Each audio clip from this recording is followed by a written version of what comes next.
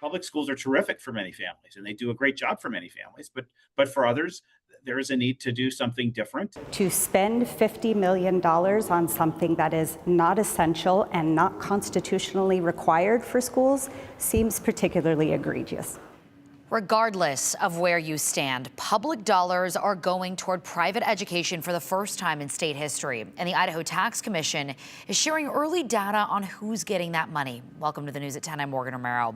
Aspen Jumper joins us in studio. Aspen, what info did you get today from the State Tax Commission? Really three big takeaways. One, that low-income families are the minority of applicants. There's still millions of dollars on the table and a lot of unanswered questions. $50 million.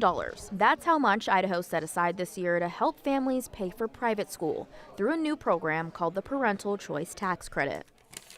Signed into law by Governor Brad Little in 2025, the program covers private school tuition, tutoring, textbooks, and transportation. Idaho families who are chosen can claim up to $5,000 per student and up to $7,500 for students with certain disabilities. Applications for families opened in mid-January and closed mid-March. The commission started notifying families they got the credit in early April. The Idaho Tax Commission says it's received more than 6,000 applications, covering nearly 11,000 Idaho students. The Tax Commission says applicants who were denied didn't meet one or more of the program's requirements. Because the commission is still processing applications, it doesn't have a final number of students awarded credits. But the commission did provide us with a dollar figure. The state has awarded $33.4 million in tax credits, plus another $8.8 million in advance payments for lower-income families.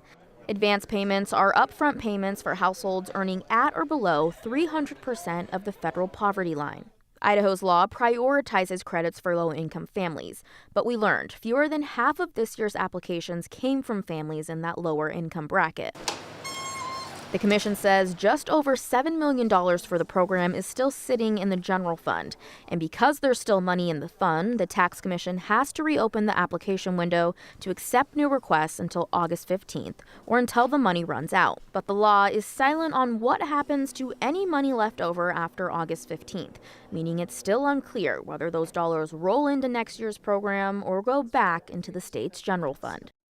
The Tax Commission says it's getting ready to reopen that application process and will make an announcement, Morgan, when that opening date is. Okay, and then it's open, like you said, until August. Yep, or until the money runs out. Okay, got it. Aspen Jumper, thank you.